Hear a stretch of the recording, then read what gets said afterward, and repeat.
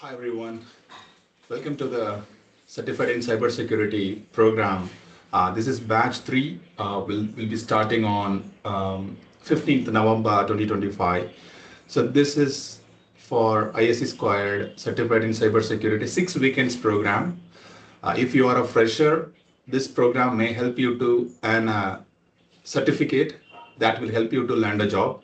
If you are a working professional, you may transition your career from maybe different field to cybersecurity, as this certification consists of foundational concepts of cybersecurity domain. So with that, let's get started.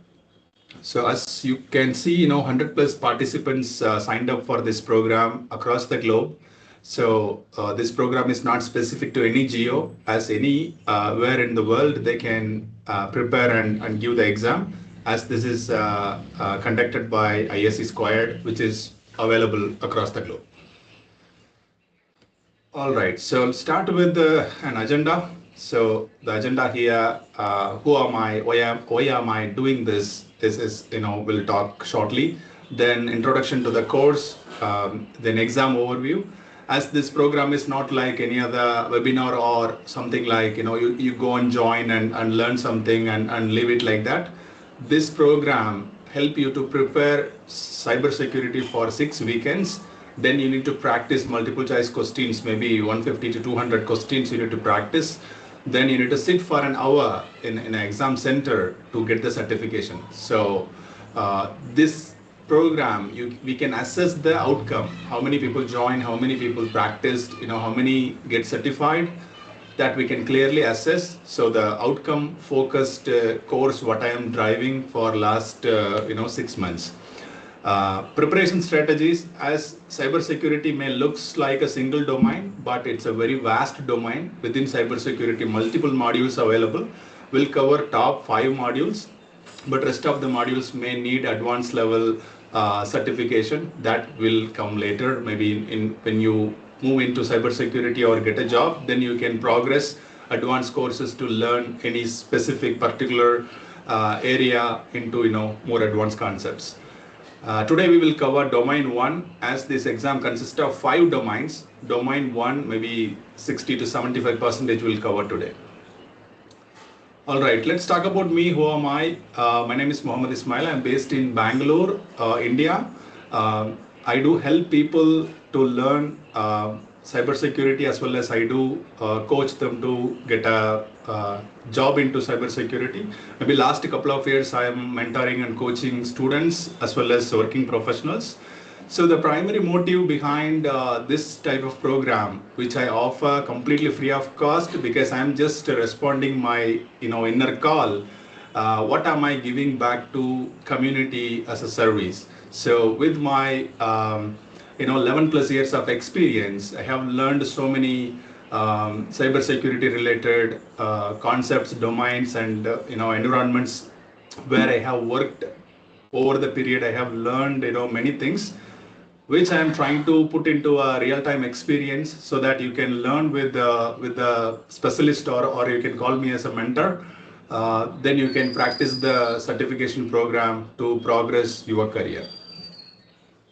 Okay, by the way, this photo, just this year I got an award for Secure India Award for Cybersecurity Training and Awareness Initiative of the Year for the same program what I was conducted maybe last couple of years in an unorganized way. When I say unorganized, the earlier batches were 10-15 focused people, not like a wider audience. So that way, I am,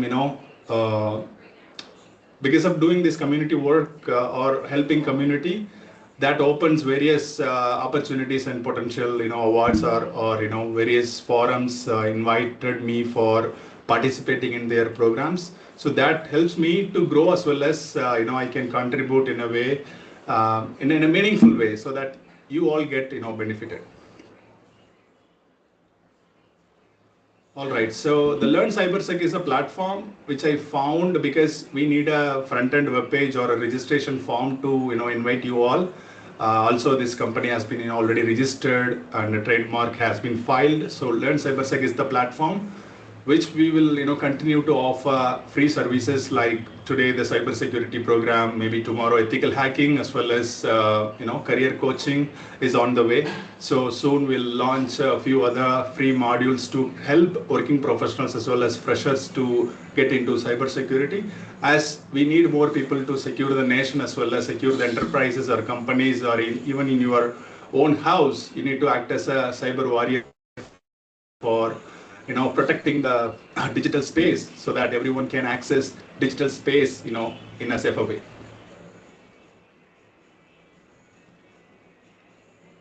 All right. So also I'm holding the certification what I am teaching you, which is called Certificate in Cybersecurity, which I have obtained on 2024 till 2027. I have license for this.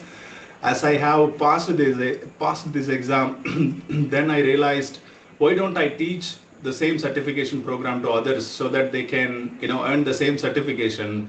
This is international certification body, which is ISC squared.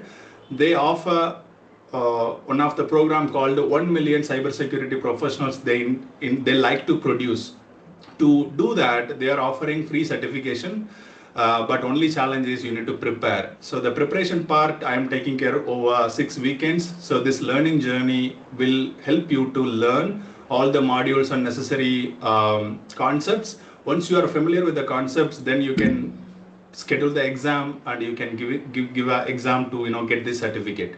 So for freshers, definitely this would be a game changer for your career. Once you put this certification on your resume, you may get a call, you may get a job opportunity. That's the first thing for freshers. For working professionals, this is your entry point. Once you get into the certificate in cybersecurity, then you can focus on CISSP or any other advanced certification that will take you to maybe security side lead position, or um, in your domain itself, maybe you are more capable enough to handle all the security related problems in your career. If you are a software developer, or last 6 years you are a support engineer or a technical account manager or any other role, you can easily switch into cybersecurity by learning the security modules.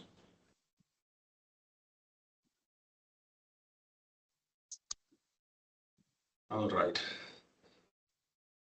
So this program involves 6 weekends, right? So let's give you the roadmap as we have preparation strategy. But you are here at stage 1.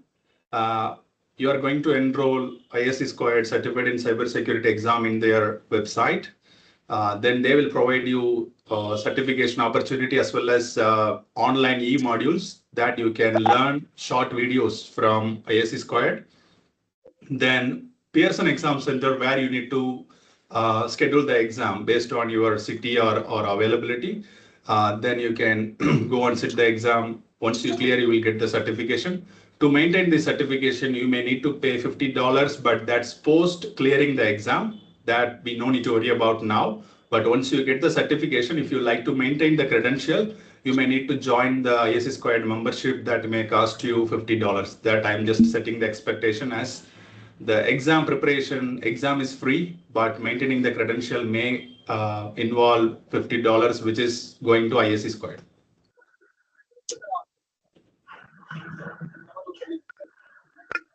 All right, could you please go on mute? I could see some noise.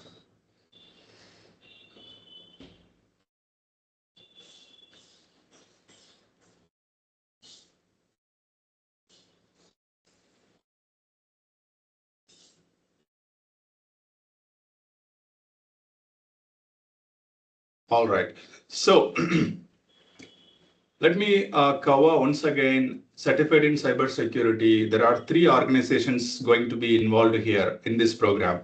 ISC squared is offering you $200 worth of certification as well as online training module free of cost. So what you need to sign up an account in ISC squared website. You need to go to their products and add ISC squared certified in cybersecurity program into your cart and check out, which is completely free of cost. So you can check out, you can start the online EU modules. Once you are comfortable with all the concepts and you are able to practice multiple choice questions, then you can go to Pearson, as that's the exam center provider.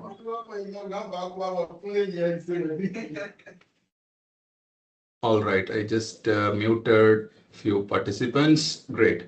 Well, so ISC2 is offering the certification and training module. Pearson is the exam center partner. Pearson exam center available across the globe. Every major cities include Bangalore, Chennai, Mumbai, or if you take any major cities, you can find Pearson exam center where you need to schedule an exam. That's 1 hour exam, multiple choice questions. Almost 100 plus questions you may expect. Within an hour, you need to complete the exam.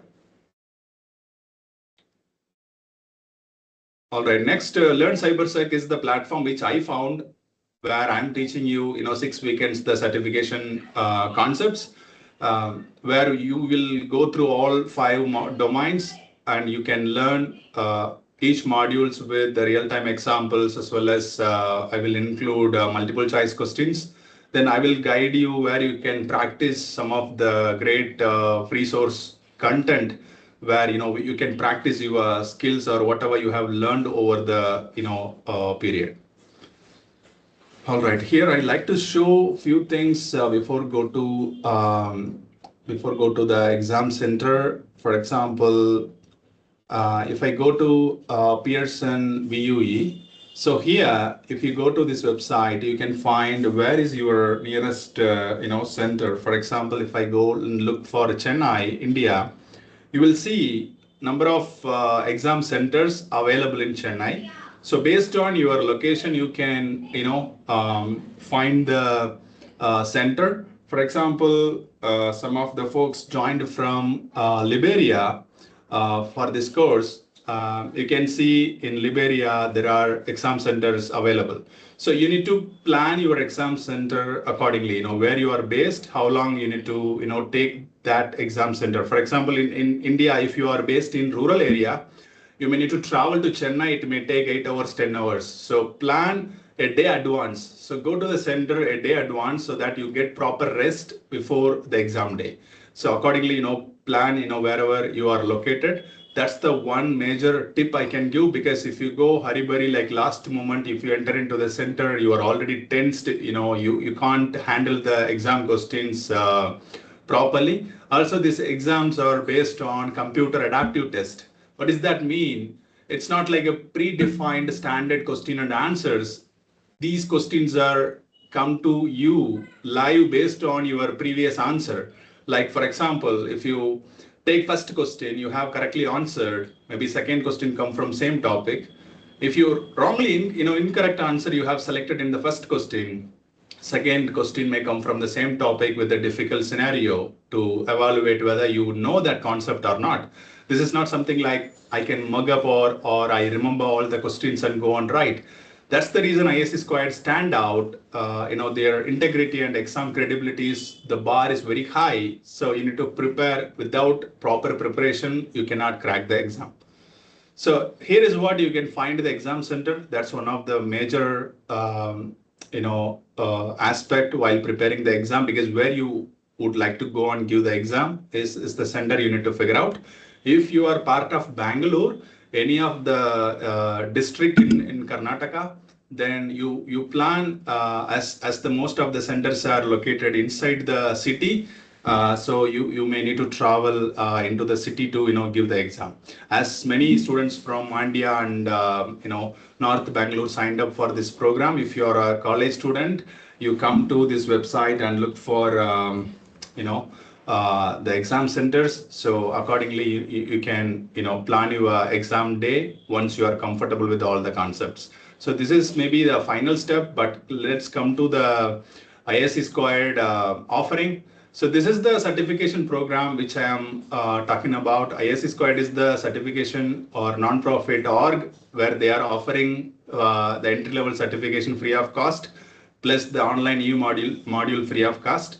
So come to this website, sign up and fill the application form. While filling the application form, make sure the name field, first name, last name or surname, as per your government identity proof, as you need to showcase two mandatory government ID proof on the exam day. Otherwise, they will not let you in. So this is very, strict requirement. As I have seen many candidates wrongly fill the form or their last name was not updated. In India, we have lot of problems with surname. Your passport is different than your Aadhaar card or PAN card.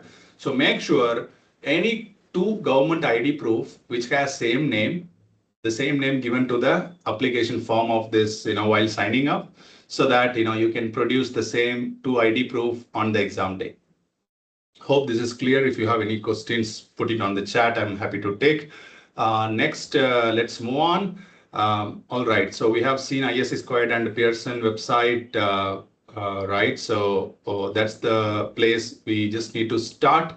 That's the call to action for today's call. So you need to go to ISC2, sign up, and take the certified in cybersecurity online module and start the program where they will teach the same concept but in a different way, because my way of teaching is different than the international level instructors from ISC2. So they may add video and a few other examples, but I may cover similar concept but in a different way, but more understandable or easy way to keep them in your muscle memory.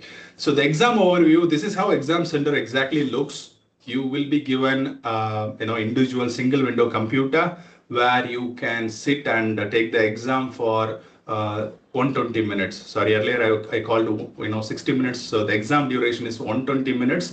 100 questions is the criteria. So next, they may provide you locker service. If you are an outstation student traveling to city to give the exam, you can get maybe the backpack size of the locker where you can keep your things and your mobile phone. You can keep it safe and you can go to the center and give the exam. As this same exam center may offer you different certifications such as GRE or TOEFL or some other certifications. So many other people may come. So you plan your day in advance so that you will not get any conflict with the timing, because when you schedule the exam, as a student, many people try to book on the same day because the slots are limited as based on the system available on those exam centers. Make sure the two ID proof is primary criteria. Many students on the last minute denied to enter into the center because of ID proof mismatch, or they forgot to take second proof, those things. So mandatory, just two government ID proof. The name should be matched on the exam application. So have made a clear video, because many people reached me while going to the website. They couldn't find the exam, or they couldn't find the training module. So I have prepared a short video and posted on the YouTube. I will share this entire slides post this call, so you can go through the video, and once you watch, it's a very short video, maybe 4 or 5 minutes long. You can watch the video, then give the exam. So for ID proof, as I know, in India we have PAN card, Aadhaar card, passport, right? So what proof they would accept? I just linked Pearson guideline here. So in this slide, one second, the slide is not moving. All right, so here is the link which I have linked here. Two ID proof issued by government, right? So this is a hyperlink. You can go to this website and you can see the list of proofs they would accept. So this may vary, depends on the country. So make sure your ID proof given here is listed. So accordingly you can take the call. All right, so far we just covered ISC2 certified in cybersecurity certification. Who am I? Why am I doing this? Then the short video about how to fill the application. So next, come to the preparation strategy. Here we'll cover syllabus. So this exam consists of 6 domains. Okay, sorry, 5 domains. First domain is security principle, 26%. Rest all the certification domains are having different amount of weightage. So this weightage is important because Out of 100 questions, 26 questions you may expect from the security principles domain. So that's the first domain. So among all other domains, security principle, which is first domain, is more weightage. So you need to focus more time on security principles. So you may expect more questions from the domain 1. Then the preparation strategy, this program will continue to run on every Saturday, 7 to 9 p.m. IST. Right. So I will cover all 5 domains over 6 sessions, include today.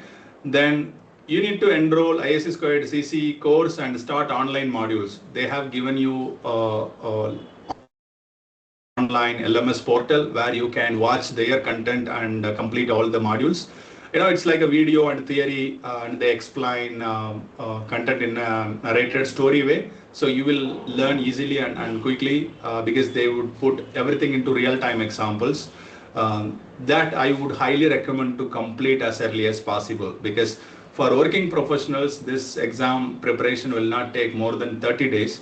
If you are a student, you may feel little bit difficult because these concepts never taught in your college or any curriculum in your school days or colleges. Even if you are studying cybersecurity in masters or BE, because these are real-time concepts where you will learn new terminologies and words. Maybe you may need more time to learn. For freshers, it may take 2 months to prepare. You go your own pace as everything is online.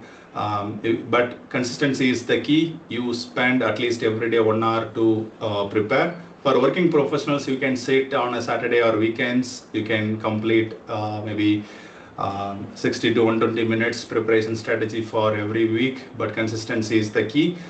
You can make it within a month, maybe 4 or 5 weekends you can make it. Then once you are comfortable, schedule the exam, go to the website. It redirects you to Pearson Center, where you can find your nearest exam center and slot availability. Then block the exam. And aim for the target. I would highly recommend, once you complete the E module and my 6 weekend program, schedule the exam. Otherwise the time will not run. You feel like always not prepared well. That's the human nature. Once you prepare, you set the deadline, automatically you will prepare and sit. So sit and prepare. So that way, schedule the exam and face the exam. Pass or fail, it doesn't matter. Once you prepare, you go with your full confidence and you can make it, because this is just a foundational basic certification. Most of the concepts, primarily IT based, you might have seen in real time in every IT companies.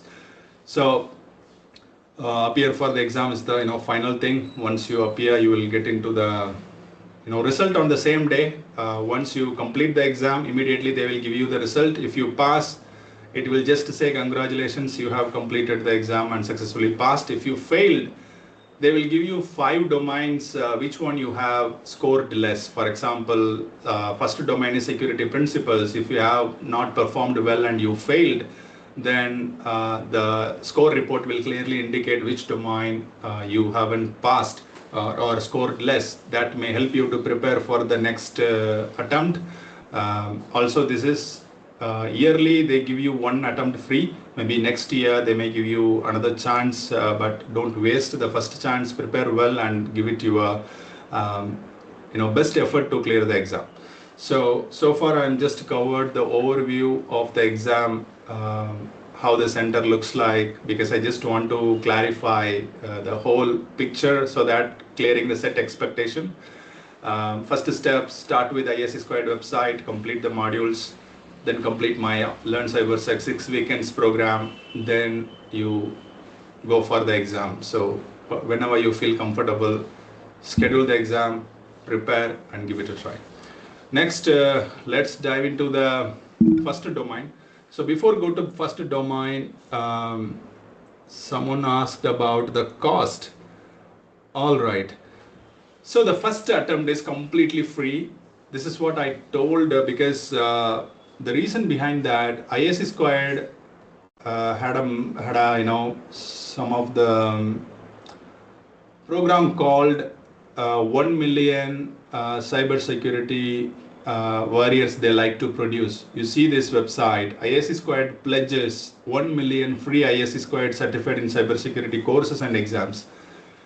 They have intention to give back to the community so that more people practice cybersecurity to fill the gap in the industry. So this was based on their assessment, maybe in 2030 or upcoming years. Across the globe, every country may face shortage in terms of cybersecurity professionals. So they predicted that, and they like to motivate and improve. So they started giving you an environment where you can prepare and you can participate in that exam. This exam is completely free of cost.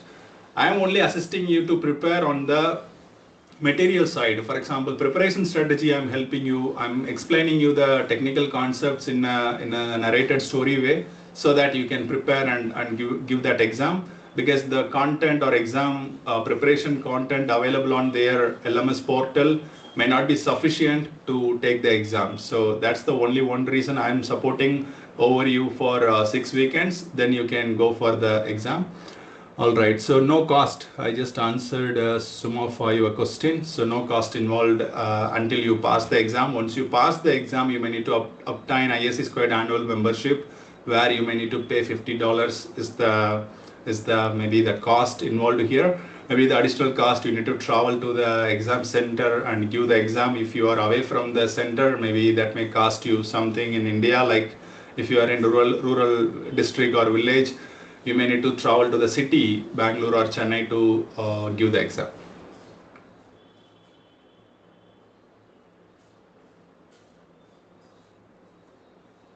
All right, so the exam fee, once you pass the exam, immediately you need to pay the annual fee to become a ISC2 member, because then only you can use that credential next to your name. Also, they will provide you digital verifiable badge.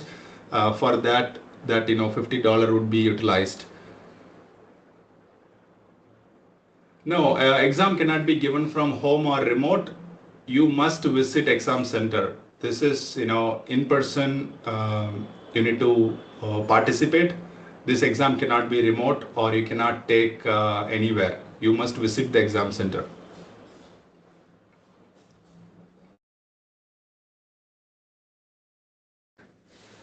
All right.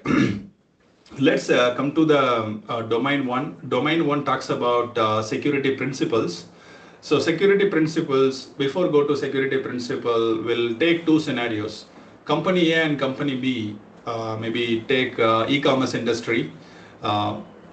Company A, maybe last quarter revenue 10 million. Company B, last quarter revenue 11 million, for an example. Okay, so next 3 months, their growth strategy, they are planning, company A is planning to buy another company.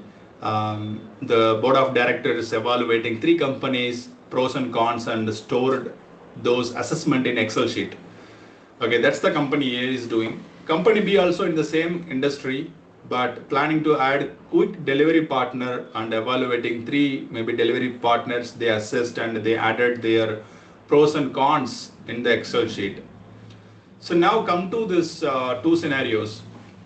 Company A and company B, what exactly in the Excel sheet do we need to protect that sheet or not? Just take the chat and confirm your answer. Do we need to protect that Excel sheet or not? Just yes or no. That's the response I'm looking. You just take the chat if you understand my question, and you just respond. So company A and B is a maybe big e-commerce platform. Their next 3 months strategy stored on the Excel sheet, right? So yeah, most of the answer yes, because if that Excel sheet got leaked, what will happen? The competitors may come to know their plan for next 3 months, and that may impact the company's growth strategy, right? So company A and company B here, the critical information stored on the Excel sheet, that must be protected. So security principle talks about protecting the information, how to protect that information. It's not under data security, but within security principle, the information must be protected. So how we protect, what are the key security principles we need to learn. So let's start with risk for this information. Let's say these information's stored in the paper, right? Paper or files. Maybe one of the director can take print out and keep it in the paper or files. In common way nowadays, everyone store it in their laptop hard disk or cloud storage. It could be any form of the media. It could be hard disk or SSD or cloud storage. Some electronic form, the data being stored. Now, information can be stored in transit. In transit means, for example, when I send something over chat or instant messaging applications such as WhatsApp or Slack or Office 365 chat, the data transferring from one system to another system, the data not resides on a permanent storage. It's in transit, somewhere in the transit. It's passing from one person to another person, one country to another country, right? So here, information plays a key role, but information in a different form. It can be stored at rest. It can be stored in transit. So it can be stored in paper or files. Is a legacy traditional way, but nowadays everything is in electronic form. The other form is, in terms of transit. So these all formats we need to protect the data. So now come to the company. Let's say the directors, how they can protect, only authorized person can access the data. For example, the Excel sheet, might have sensitive information for next 3 months company strategy or what they are going to do, like acquiring another company. The company B is planning to add a quick delivery partner. Now, if this data given unauthorized access to anyone in the company, anyone can access the company's future plan, right? So that way you can identify. Always the information should be accessible by authorized persons in the company. So there is a control we need to enforce so that only directors or CEO or respective department people can access to the information. So that's where again security principles come into picture as authentication or authorization. So now if a director took a printout, let's assume company A, one of the board of director took a printout and keep it in a paper or put that sheet in the bin. Once he used that sheet for, let's say, presentation, once presentation was done, then he throw away that information into the bin. What will happen? That bin has that critical information, right? So when attacker or competitor retrieve the data from the bin, which is called dumpster diving. Okay, so this is so common, not only in business. If you ever have any sensitive information on piece of paper, when you throw away, if that paper reaches exactly the attacker or a bad hand, that information can be used against you. This technique is called dumpster diving. So how this works really in real time. For example, every company might have a front-end web application or a website. In 2000, let's say company started 2015, last 10 years company progressed. Every year they have upgraded their website. Maybe 2015 it was shown as very old or legacy way. 2015 they upgraded. 2025 maybe it's looking very nice and sleek, and within 3 seconds the websites are loading with the UI UX enhanced version. So every year the web page got modified. Now there are websites available that crawl the old web pages and keep that site as an archive. So what's here exactly happening? Last 10 years, every year the website upgraded, but every year there was a company called maybe archive.org. They retrieve all the web pages on the internet and they keep it a record every year how the website looks like. Now attacker go and see their archives and identify any sensitive information left 10 years ago. Let's say 10 years ago there was no protection on SQL database or any other key files that left in that archive. They access those archive and retrieve sensitive information that can be used today to attack the company. That is called dumpster diving attack. How to protect that? In a paper format, use paper shredder to delete. If it is in electronic medium, we have various ways to remove the permanent copies of electronic records that we need to maintain. So properly cleaning the data is one of the key aspect. Retrieving data from the bin and use against the company or anyone is called a dumpster diving attack.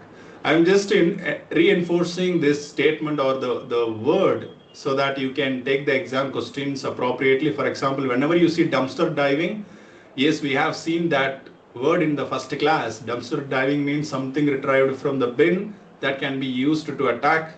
So the data must be cleared or deleted properly. We'll cover in detail how to clear the data. So the next thing is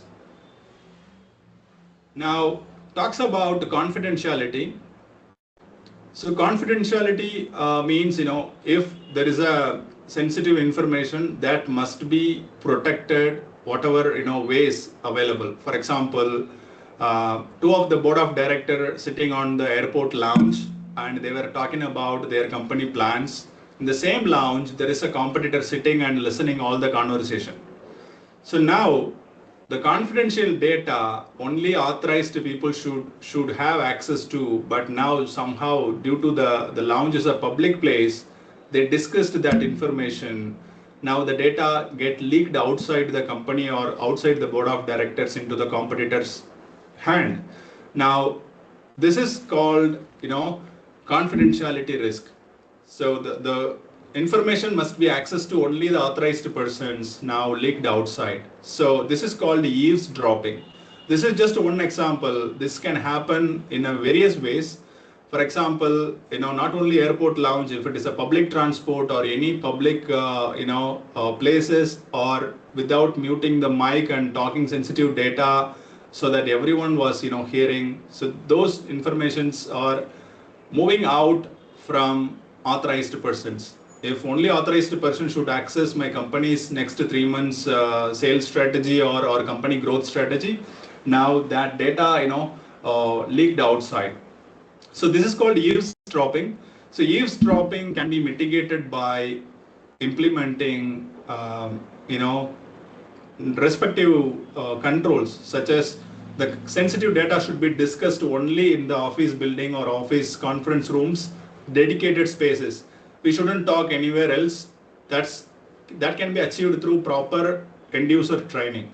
So eavesdropping, the physical eavesdropping only can be achieved through user training. Users are trained to have such critical conversation within the office premises. So this is called eavesdropping. This is against confidentiality. So as we talk about eavesdropping, the legacy way of eavesdropping was tapping the telephone wires and hearing the others' conversation, and sensitive data can be leaked. This is called electronic eavesdropping. But nowadays, all the electronics conversations are encrypted. For example, WhatsApp uses end-to-end encryption. So even government or any other agencies in the mid path cannot get the conversation outside, right? So eavesdropping can be mitigated through electronics communication over encryption. The physical eavesdropping can be stopped by implementing proper meeting room or confidential discussion must happen inside the meeting room or allocated space by user training. So confidentiality is the first concept in security principles.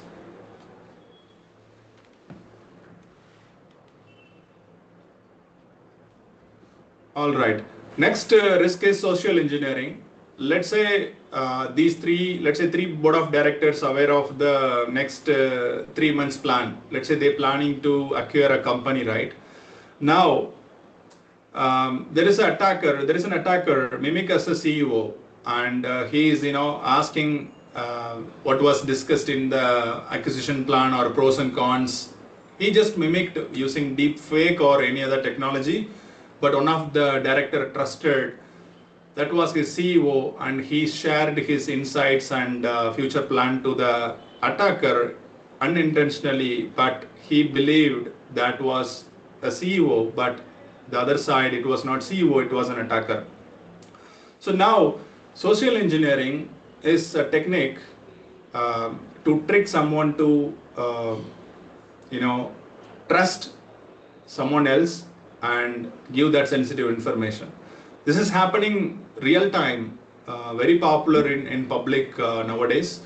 Mimic as someone else and ask for money or ask for information for bad intent, right? So social engineering is the another risk where confidentiality can be broken. This is also fall under confidentiality risk. So educating users such scenarios only the way to mitigate such techniques. For example, run a security program for your company or business so that all your employees will not get cheated. For example, one of the employee receives an SMS or WhatsApp message, hey, I am your CEO, I'm in a trouble, can you buy $50 Amazon coupon or $100 coupon, I need to give to someone else. So your employee may trust, hey, this may be my CEO, I never ever talked to my CEO, so such a large company is working. That's how people trick and impersonate as someone else and form the scam. So these all under social engineering. Social engineering only can be eradicated by user training. Country like India, we may not be able to train all Indian citizens, but as much as possible in companies or enterprises, small groups, forming a company-wide security training and mandatory programs can help to eradicate such techniques. But country level, still countries are struggling to mitigate those things, because that's the reason cyber scams are, for our, we couldn't eradicate completely. Still, it's a billion-dollar industry, like keep growing. But only way to mitigate social engineering is user education. So this is also one of the confidentiality risk. All right, so the next concept is integrity. Integrity is something, the sensitive data shouldn't be altered without permission. What does that mean?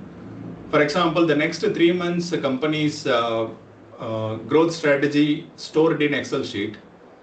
If a company's HR department or HR try to access the sheet, they shouldn't access.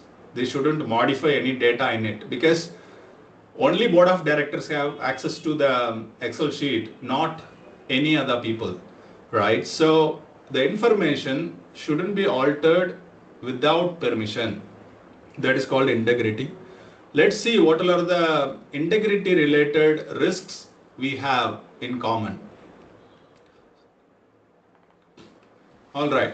So if that Excel sheet unintentionally or accidentally given access to everyone as an edit privilege, like you are seeing on the screen, I have the plan, but I accidentally given access to everyone with the edit privilege. Now what will happen? Anyone can access in the company, anyone can modify, right? But Google track who modified maybe last history, but however, the intention is to protect the data, but accidentally this data gets shared across entire company with edit privilege. So any unauthorized person can come and modify the sheet, even if it is a publicly shared sheet. For example, our personal Google Doc, you can share it with anyone with the link. So we don't know who is coming and modifying, right? So unauthorized modification of data is possible if accidentally the permissions get upgraded or accidentally given unrestricted privilege to anyone. So integrity risk, unauthorized modification by giving over privilege. So the fix is company must implement least privilege policies. What is least privileges? Only give permission to minimum permission to respective user to do their job. For example, service desk employee or help desk employee only need view access. Maybe the write access only needed for manager or senior or respective board of director, right? So to maintain role-based access controls or permission-based controls based on the roles come into picture to mitigate integrity risk for accidental over-privilege, right? So next integrity risk is impersonation. So one of the director received a phone call, pretend like CEO of the company, urged to update the Excel sheet, attacker successfully modify the data. This is called impersonation attack. Very simple. Someone called the board of director and told, I am your CEO. He trusted. Simple, right? But this looks simple, but a lot of effort behind human psychology. For example, if someone calls you board of director, he need to trust that guy as a CEO. Maybe he might have cloned the CEO voice, or he might have gathered some specific information to trust that, so that board of director can trust him as a CEO. Then the attacker instructed board of director to modify the sheet or the final conclusion according to his wish to implement such data modification. So impersonation still pose a risk for integrity as well. This also we have seen in confidentiality as well. So impersonation can be a risk for integrity as well. So next attack is man in the middle attack, also impacting the integrity of the security principle. So integrity is unauthorized person shouldn't modify the data, but man in the middle attack, how it operates. Let's say you go to gmail.com, you have inputted your credentials and MFA. Now you are granted to access Gmail. Now what's happening here? You have access to Gmail, you authenticated, you have completed multi-factor authentication and successfully gained the access to the service. Now if someone is sitting in between and steal your cookies and session authentication information, he can impersonate as you from another system and can access the Google Drive or any other application. There are mechanisms available today to mitigate such threats in technical way, but still man in the middle attack, that's how it works. The attacker may harvest the credential. If that service provider or application doesn't have MFA or more strict control, they can take over your account and modify everything. For example, many people complain that my Facebook account was taken over or Instagram account was suddenly taken over and they have deleted all the followers and posts and I couldn't retrieve the account. This is the common story, right? So how this is happening? People install some of the malware on their mobile device and that gather the inputs like user ID, password, MFA. Things can be taken from third-party applications when that act as a backdoor on your mobile devices or computers that act as a man in the middle attack. So the predator, perpetrator or attacker sits middle and gather all the information, then post like you and gain the account access and completely change. This is not a simple technique. This may need some advanced skills. So that way they can attack successfully in the man in the middle attack. Here exactly what's the attacker is doing. Unauthorized attacker modifying your data, your Gmail account, your Instagram account, right? So unauthorized person, technically that guy, the attacker is an unauthorized person modifying the data. The system is allowing them to modify, right? So here integrity is impacted. So if you take any data, confidentiality, integrity, availability, these three are called security principles. So this is impacting the integrity. So if I ask you a question, take the chat, you just type yes or no. If I take over your account or to modify something, what exactly happening in your account? Is that impacting the integrity or confidentiality?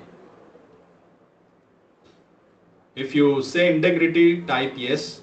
If you say, let's say confidentiality is impacted, then say no. Just to get engagement, as otherwise you guys get bored.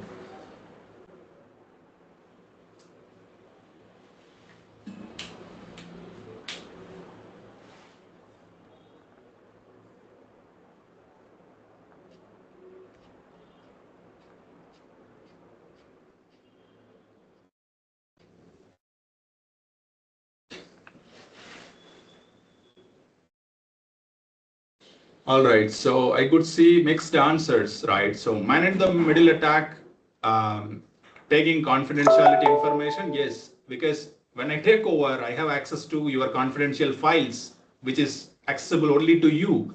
I can read your private chats, right? So confidentiality is no longer there.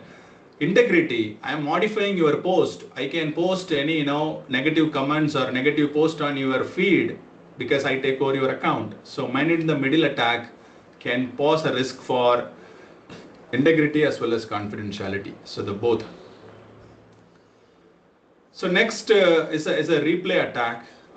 In replay attack, the attacker doesn't get the middle of the communication, but finds a way to observe legitimate user logging into a system, then capture the information used to log into the system later. So how it works? Let's say I created a program that get installed on your laptop or mobile phone that only capture your user ID and password whenever you log into any application and send it to me. So now as an attacker, I have your user ID and password.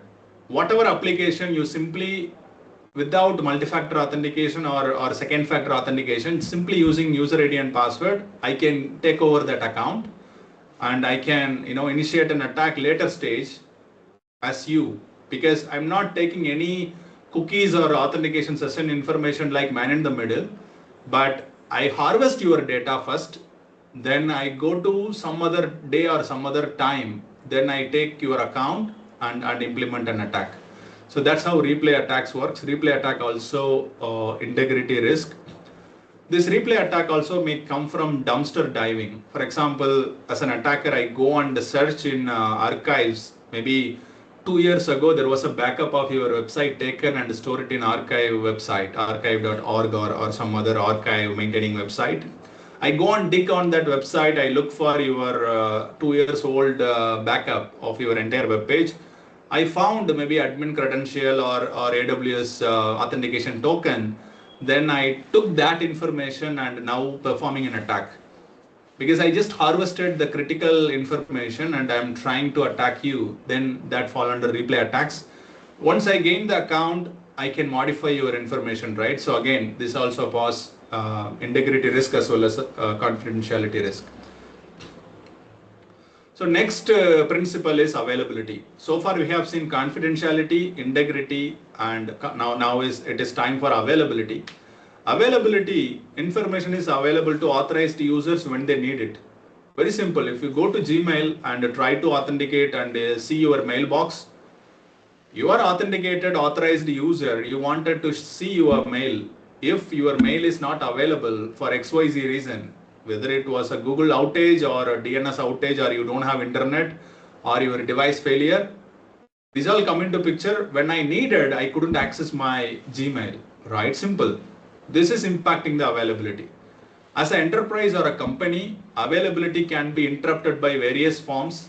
So the first one is denial of service attacks. This is so popular in India and few other countries. For example, the Big Billion Day sale. Every e-commerce site may start in festive season. They start Big Billion sales, right? In that time, what will happen? Competitor or attacker or a nation state initiated attacks, they send bulk traffic to that particular web page and make that site go down or in a non-operative stage. For example, I'm operating a website based in India. I'm receiving bulk amount of single open-ended TCP connection from any bad country. My web server may not able to handle. It may go into race state or over CPU utilization, and it may go to hung state. That's how they impact denial of service attacks. Then power outages. If entire city go for 12 hours outage, maybe I may have 3 hours UPS backup. After 3 hours, my servers may go down. I may not able to serve you. That's what happened in many countries due to long power outages or major cyber attacks in power grids. Now power grids are very smart controllers, IoT, OT devices controlling our entire city's power. If any of the major grid under cyber attack, they couldn't mitigate, then entire city may go down. Are you prepared to serve your business for 24/7? No, right? So the power outage is another major cause. We have seen companies, being impacted. So next is hardware failure. That's very common. All electronic devices are susceptible to hardware failures. It could be your laptop, it could be servers or load balancers, whatever component behind the web pages. End of the day, which all physical devices. It could be routers, switches, load balancers, physical web servers from Dell or whatever other companies. These servers are running behind electronic devices that may go hardware failure. It could be storage, or it could be RAM or motherboard, or a power failure. Anything can happen in hardware failure strategy, but how we can mitigate hardware failure, we'll cover it later. Destruction of equipment. If some attacker come into data center and unplug the services or pour some water onto the servers, what will happen? These are electronic devices may get destruction due to external disturbance, right? Maybe it could be intentional or unintentional. Disturbance can cause outages. Then service outages. These devices are internet connected. Without internet, it cannot live. If there is a major flood or any earthquake kind of a situation, entire internet gone down, then the website no longer up and running. That's the reason critical services are hosted across multiple countries across the globe, so that if one country run into a problem, another country will serve the applications. So availability is the last principle. Confidentiality, integrity, and availability are the three information security principles that you must aware of in exam standpoint. Now we'll cover in detail what are the risks associated with availability. First one is denial of service attacks, DOS. So denial of service attacks occurs when a malicious individual bombards a system with an overwhelming amount of network traffic. The idea is to simply send so many requests to a server that is unable to answer any request from legitimate users.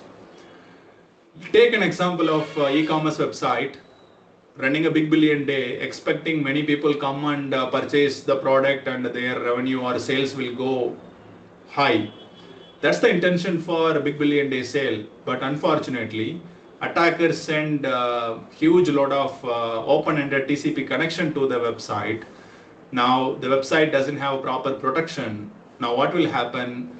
The big billion day, none of the users can log into the application and place the order. The service interruption will cause business loss. It could be competitor or it could be attacker may take this attack. Now, how to mitigate this? Simply using firewall. Firewall can detect the DOS attacks and block those egress IP addresses so that attacker traffic never ever will reach the respective web server. That way we can mitigate. But nowadays we have sophisticated techniques. The attacker traffic router to some bogus or dummy IP address where really no application listening. That way attacker continue to attack, but the IP got changed for the respective website using various providers such as Cloudflare, Akamai, many technologies. They are offering very standard solution for mitigating denial of service attacks. Next, power outage. Simple logic. If you don't have government provided power grid, next option is uninterrupted power supply, which is battery backup system, right? UPS. Then you may have a diesel engine or a petrol engine. This is generally a power generator that can offer you the power. So the backup, while designing critical infrastructure, they put a backup system. Let's say how will react if government power grid doesn't have backup to support. Maybe more than 4 hours power outage announced by government, then you need to go to UPS. UPS may support with a battery backup for next 4 to 8 hours. After that, you may need to switch to power generators like petrol or diesel based generators. So that's how power outages can be mitigated in critical infrastructure. This is not from end user perspective. This is from service provider or business perspective. If you are running a major e-commerce platform or any big website which is hosted on Amazon or Azure, The Amazon and Azure will take care of this power outage problem. But if you are hosting everything in on-prem, thousands of employees come to your office and working on the office building. We need to provide necessary, support cooling system for the employees, right, in the building. For that, we need to plan this power backups and outages. Next to hardware failure. Now, hardware failures are no longer big problem, because nowadays all the servers and physical equipments comes with inbuilt redundancy. What is inbuilt redundancy? Nowadays you might have seen servers comes with a 2 power supply socket, 2 SMBS unit, 2 motherboards, 2 RAM, multiple hard disk with RAID compatibility. So if one hard disk failed, another hard disk will take care.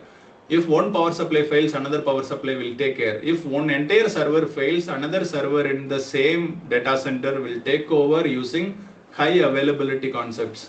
So these techniques can be used to mitigate hardware failures in a short outage tolerance or acceptable downtime. But most of the time, hardware failures not become a challenge, because nowadays most of the hardware providers providing inbuilt redundancy. Then destruction of equipment. Sometimes equipment is just outright destroyed. This might be the result of intentional or accidental physical damage. So you can protect by redundant systems, protect against large-scale disasters. You may need to have backup data centers, like data center one in Chennai, another one in Mumbai or Bangalore or Singapore. Like planning the critical infrastructure accordingly, so that destruction of equipment can be mitigated.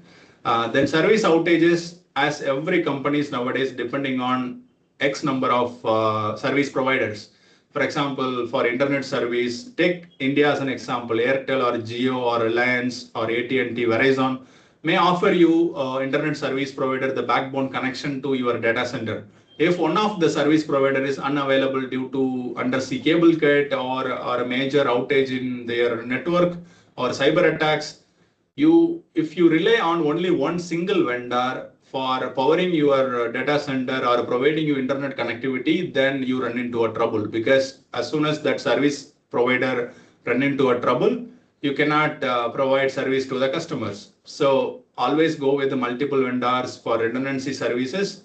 Similarly, it could be power or it could be any third-party services. Depend on single vendor may cause service outages.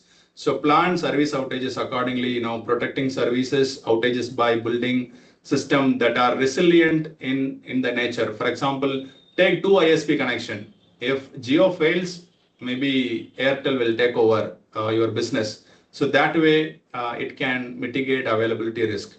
The reason we are seeing all these mitigation techniques as well as the threats, you may expect questions like this.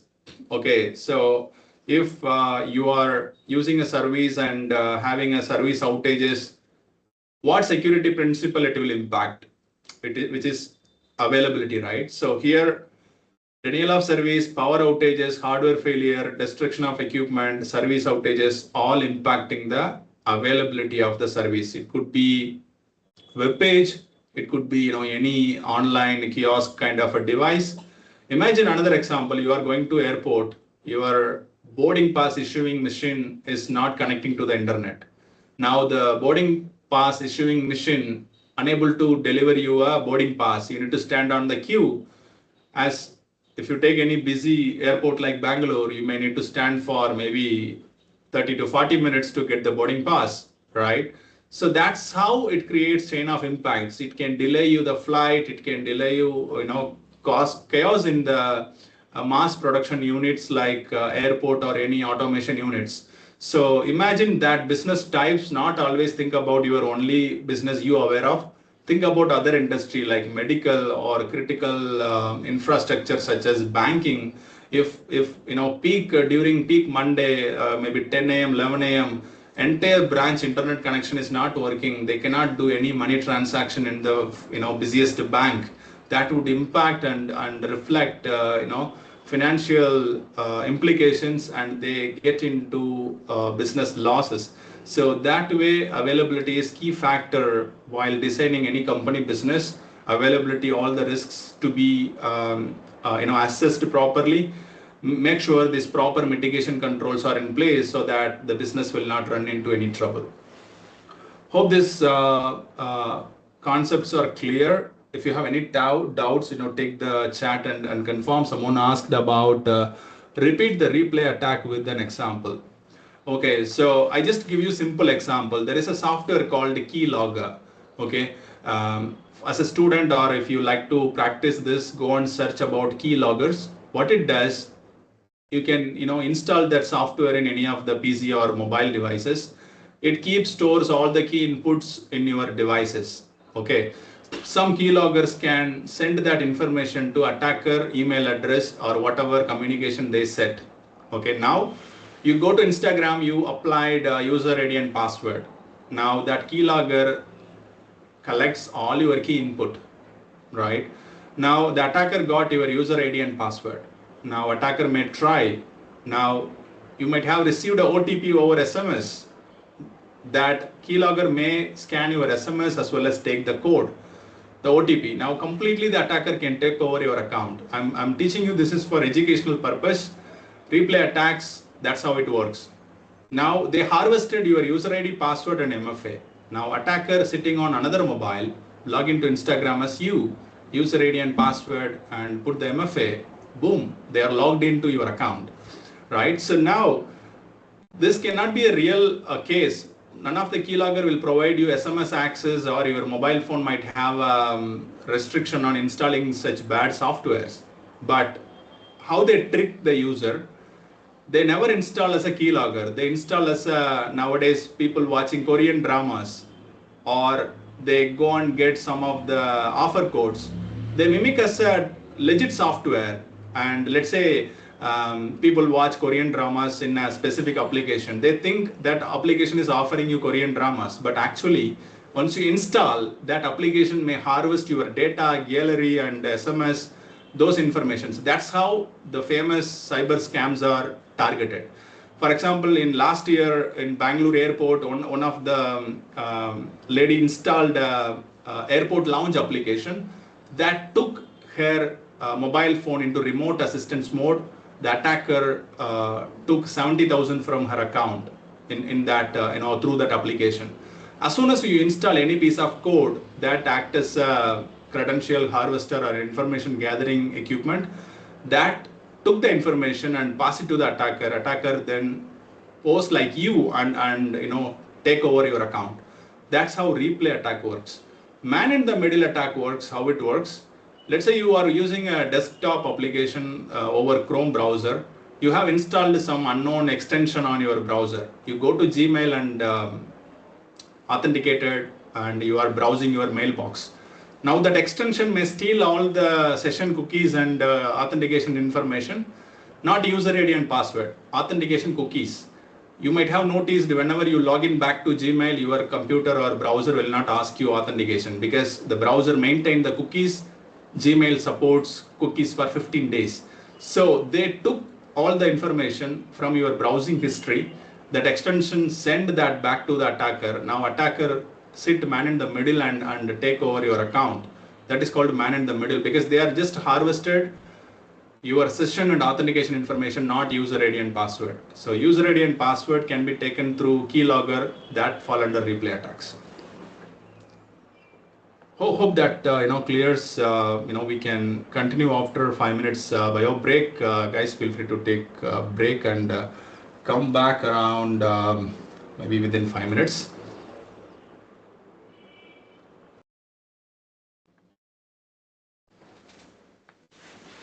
I'm back, everyone. Let's continue.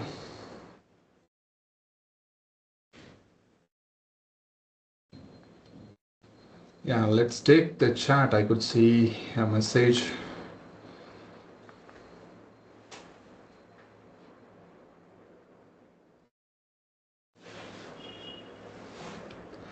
Okay, great question.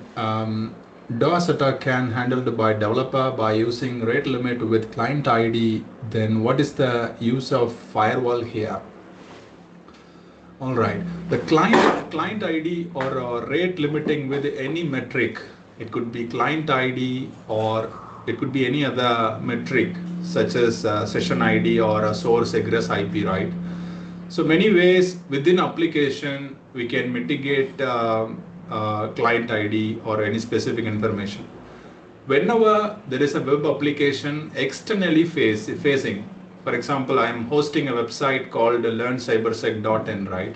That is accessible by public internet anywhere.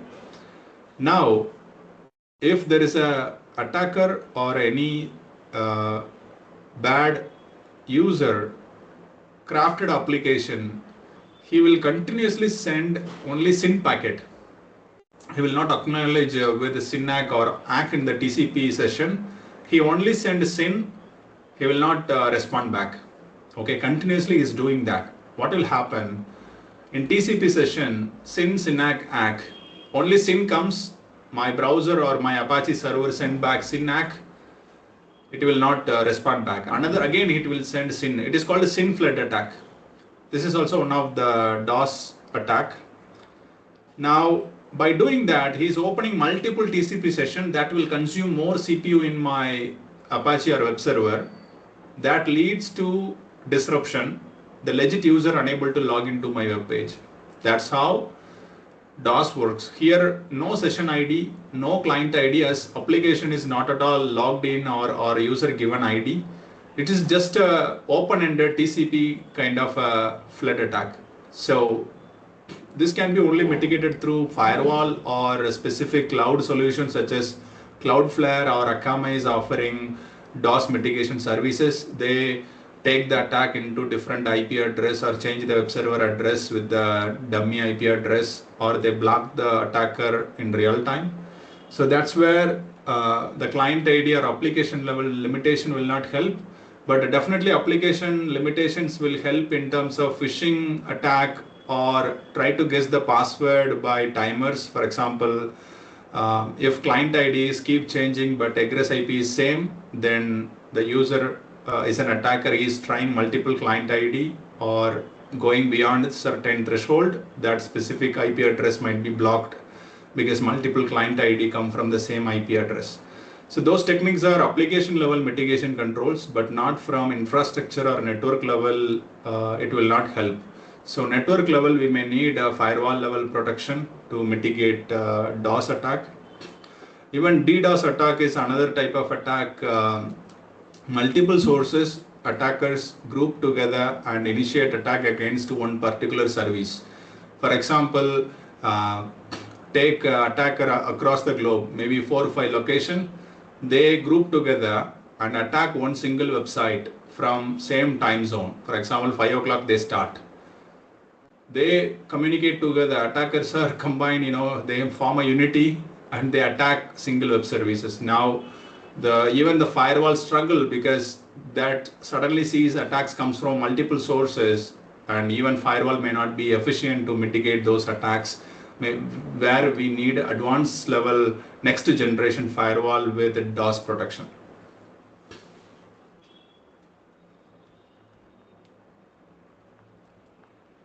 All right, let's move on. Next, we'll talk about CIA triad. So far, we have seen confidentiality, integrity, and availability. These 3 security principles impacting the information, right? You have granted access to unauthorized person, confidential data will get leaked. If unauthorized person modify the data, integrity will be impacted. We have seen so many parameters or factors impacting the availability.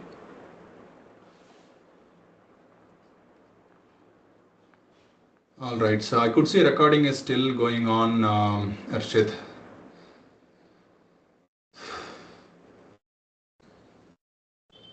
So next topic is non-repudiation.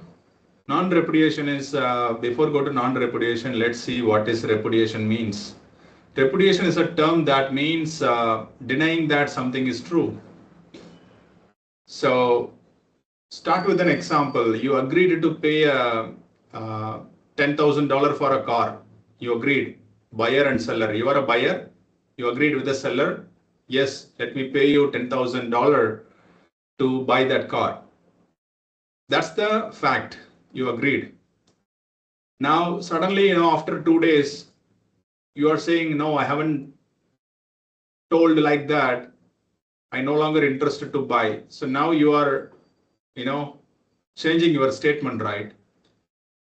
How to mitigate that in digital space?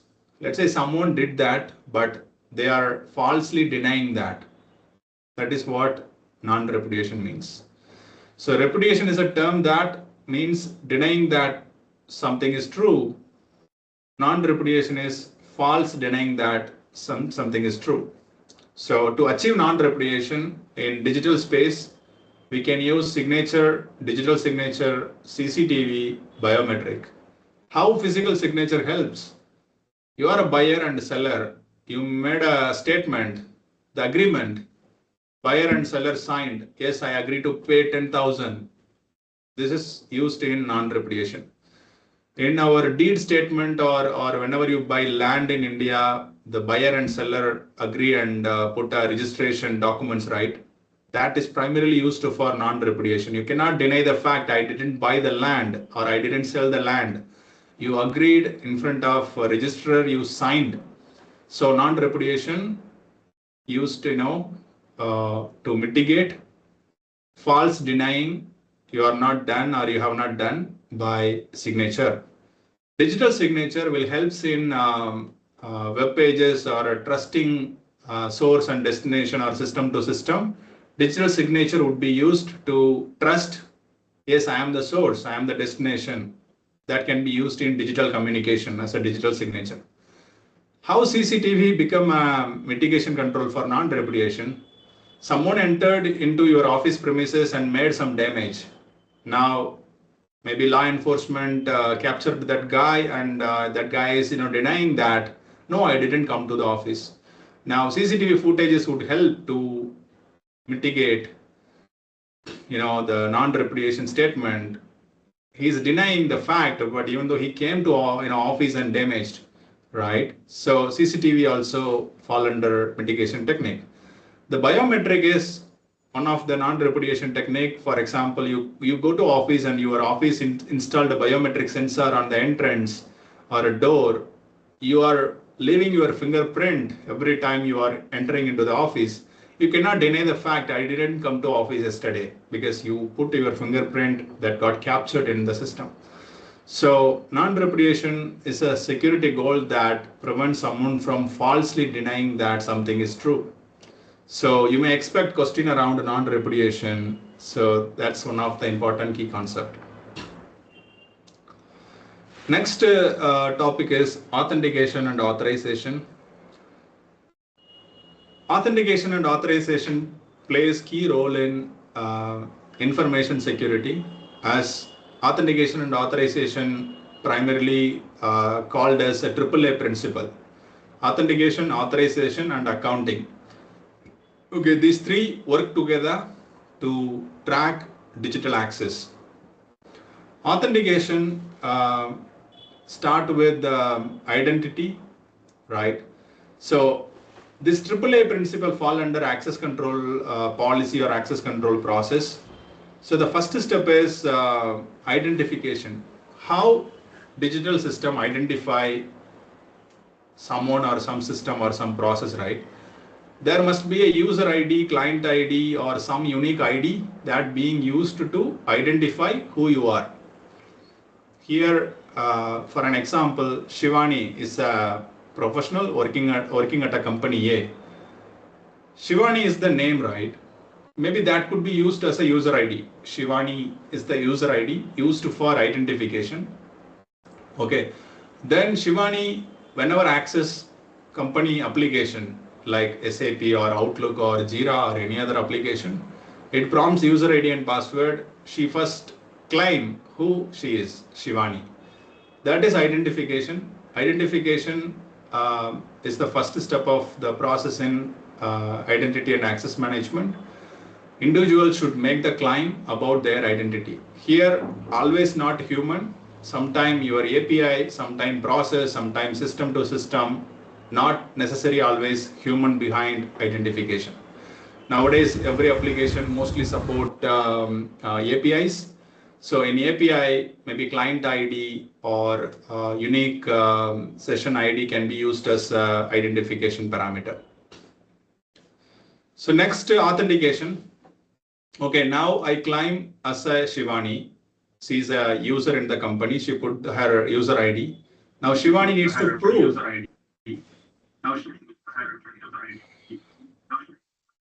Could you mute yourself? Could see the echo coming. All right, thank you. So now Shivani successfully entered her user ID. Now she needs to prove that she is the real user or she has the necessary information to log in. Now the second factor is user password. Once user enter the password, user ID and password go and validated against stored hashing database or a password vault. If that matches, it will grant the access. If company enforced additional security such as what she has, what she or like multi-factor authentication or OTP or biometric like fingerprint or iris scanner, whatever additional security there or even mobile OTP, then she needs to submit that process, then grant the access. So authentication simply proof comes into play during the second step of the process, authentication. During the authentication step, the individual proves their identity to the satisfaction of the access control system. The reason I kept the same statement from the textbook, we shouldn't change this statement, what is authentication. So during authentication step, the individual proves their identity to the satisfaction of the access control system. If we go back to the history, this password was used maybe more than 3 decades. Still we are using password.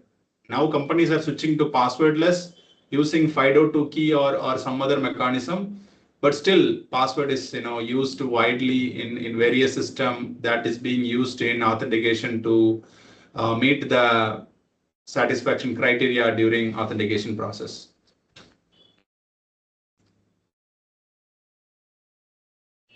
So next, authorization. Once user ID and password entered, here you can see in this example, she has access to only 3 applications, not the 4th one, which is Gmail. How that works, once user identified and authenticated, next authorization granted with the number of applications administrator maintain. Let's say company has only Gmail access to executives and board of directors, not all other employees. When all other employees try to access Gmail, they cannot because the provisioning was not done. That way, once authenticated, the user ID and the claim cannot grant access to the application which is not authorized to access. So in authorization, just proving your identity isn't enough to gain access to a system. However, access control system also need to be satisfied that you are allowed to access the system. So here, the access control administrator maintain that which user, which department should access Gmail and other application. So that can be controlled through roles, which is called role-based access control. HR department can access Indeed or Naukri or any other job application portal, not other employees. Like that, marketing department can access Canva and any editing tool, but other employees cannot access those applications. But they all use single SSO, could be Okta or Azure Entra, any of the identity provider. That way the authorization is maintained in application granting system. So here, once user claimed who they are, proved with the password or MFA, the claim completed. Next, access control will validate whether that user has access to necessary apps, what they are claiming or not. If she is claiming for Gmail, she cannot access. If she is claiming for SAP or Outlook, she can access. So that's how authorization helps to maintain least privilege or only grant whatever apps required for their day-to-day task.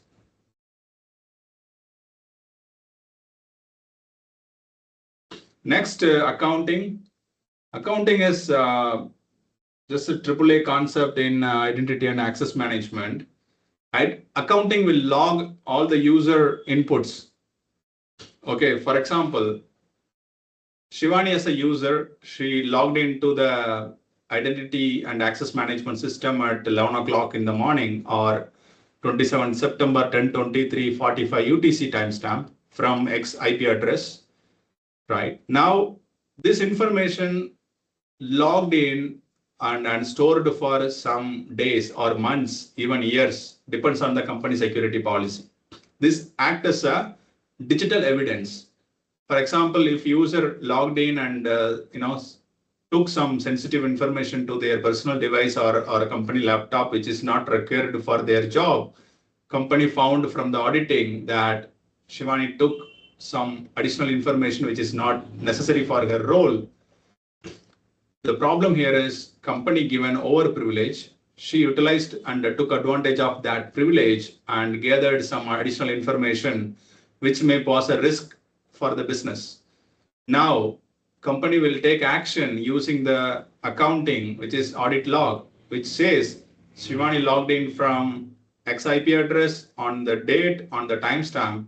This can be produced in court or any judiciary system to complete the case, or against the employee, it may go up to termination using this accounting. This is bad example.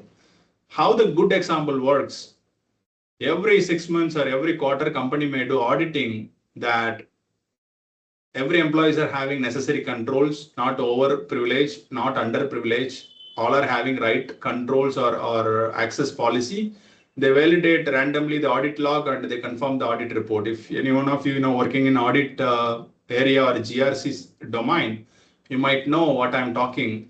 But as a fresher or a professional, you are learning cybersecurity.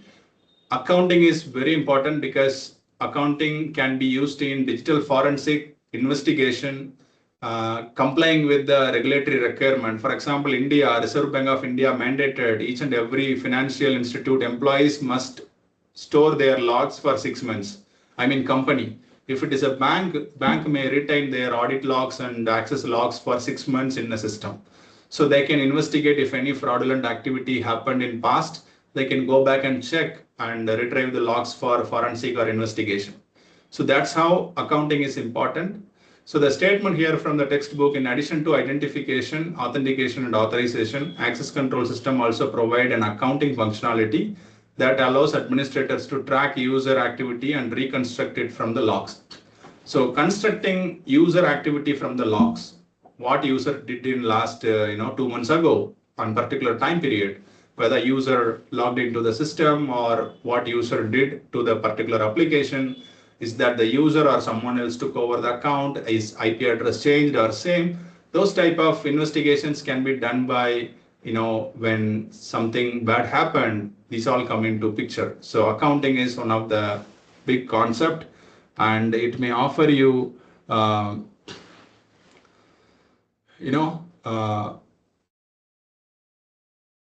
so it offer you option to reconstruct everything from past based on the logs. If you take any major service provider such as Azure Entra ID or Okta, they are providing you detailed logging information that can be fed into SIM solutions such as Splunk or QRadar or Chronicle from Google.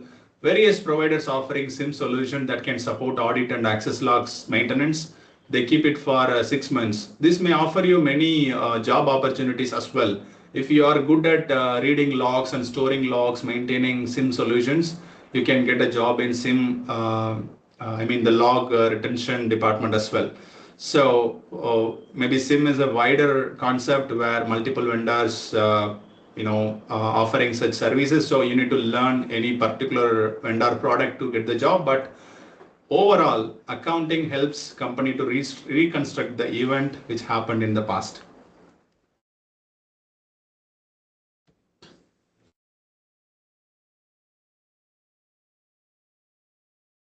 All right, so now almost we come to an end of the session. So quick recap today, what we have seen so far. ISC2 CC offering, why they are offering free certification? They have vision to give 1 million, vision to produce 1 million cybersecurity professionals. That's the reason they made this certification free of cost. How many of you know about ISC2 before this call, also know about this free certification? Just type if you know yes, no, you just learned today, then type yes.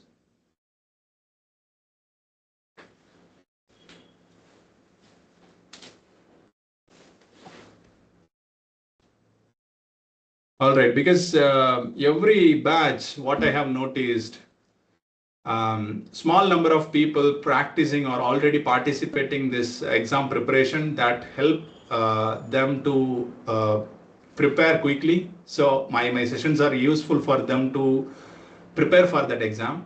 That's one group of people, maybe small in size. But some people really don't even know who is ISC2. Mostly the students' background, they don't even know who is ISC2. ISC2 is a non-profit organization. They develop security certifications across the globe, the high level like CISO or board of director level courses, as well as security architect, system architect, cloud security architect courses they develop. In international standard, their exams are very popular. The famous one is CISSP. Many people are still practicing and participating in last 20 years. So those type of organization is offering you free certification. The fact is, many of you don't even know who is ISC2 and about the certification. So that way you can take this approach as a starting launchpad and go and experience the ISC2 CC exam, then go further in your career.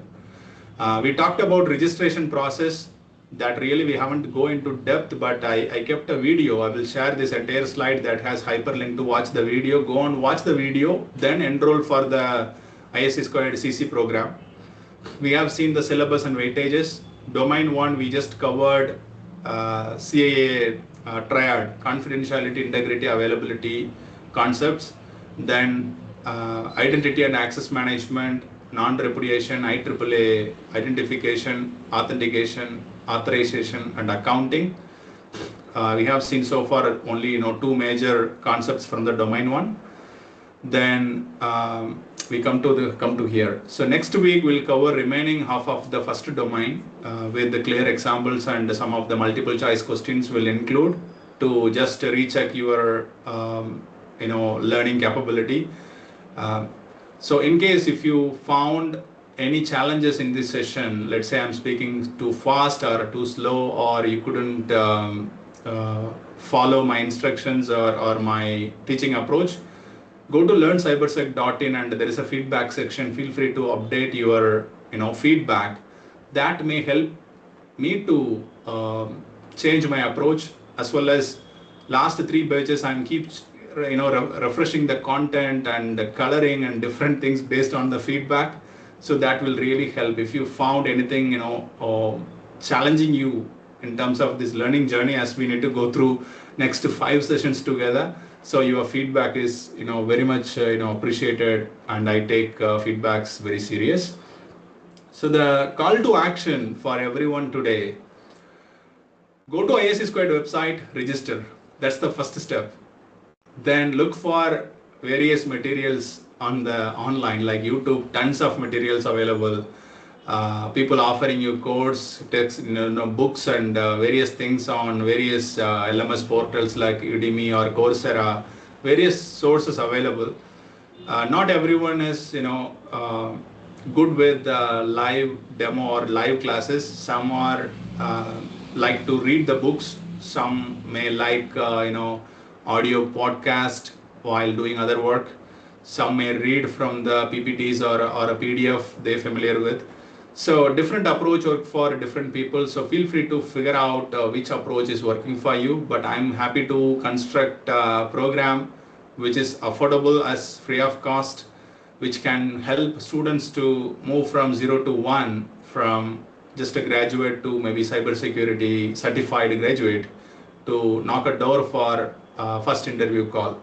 That's the goal. If you are student and trying to learn this certification, you found any difficulties, feel free to reach out to me. I'm happy to take any specific student group dedicated class into more deeper level, because some tech terminologies you may find difficult, you may need additional time to learn or need multiple examples.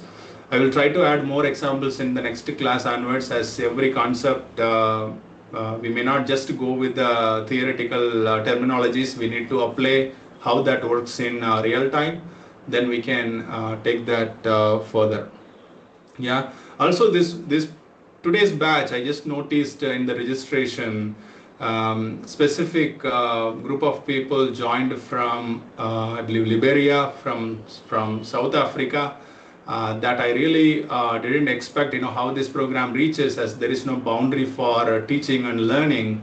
That I really passionate people across the globe taking benefit out of this class is pushing me next level to give back more to the community. I definitely keep this program more effective, so that whatever goal we started with, that we all can achieve. If you would like to talk anything, feel free to unmute and share your feedback or anything you wish to share.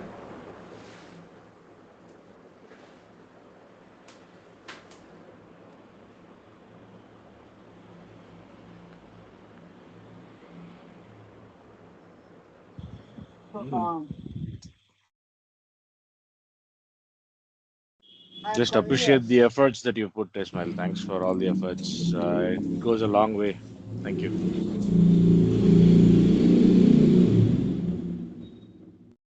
Thank you for the effort. I appreciate your contribution, and I must admit that for imparting knowledge all the way across my region in Liberia is an honorable thing for me, and I see it very necessary to benefit a lot. I want to say thank you for affording me this opportunity.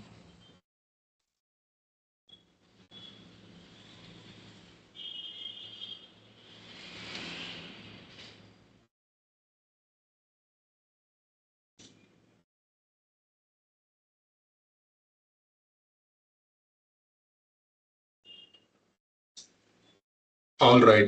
Thank you, participants, for unmuting and sharing your final thoughts on today's session. So we'll see you on next class on Saturday. But this is not just a weekend classes.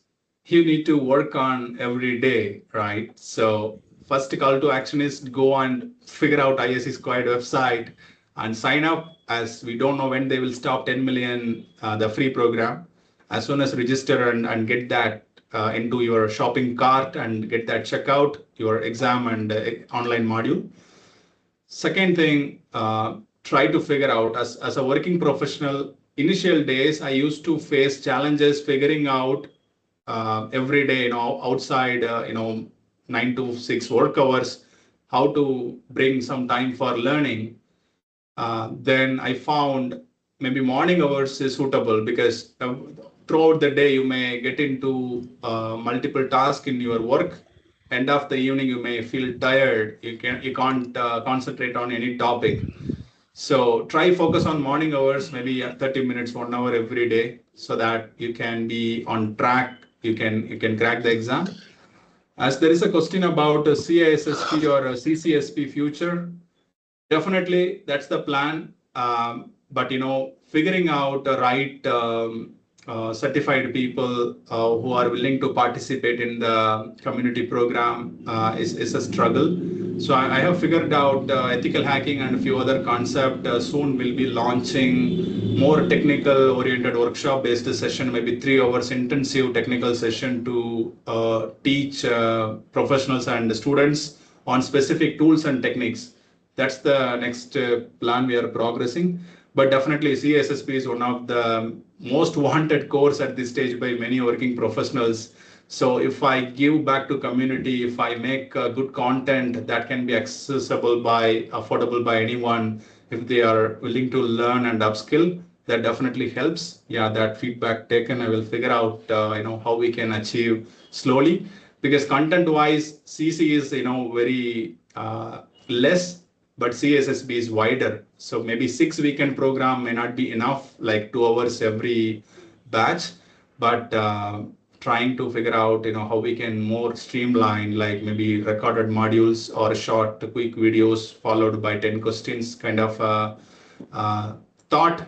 As like you, I'm also full-time working on a company, so whatever contribution is go on only weekends. So even I'm looking for any volunteers who are experts in this group. If they like to join me, I'm happy to welcome. If you guys take some of the tasks like preparing a questions or reviewing the questions or reviewing the content, that type of task, maybe 1 hour weekly. So few volunteers already signed up in the same website, LearnCyberSec.in. There is a volunteer page. You can sign up if you wish to join as a volunteer and give back to community. Maybe you may take 1 or 2 concepts every weekend, so that you can teach as well as you can learn.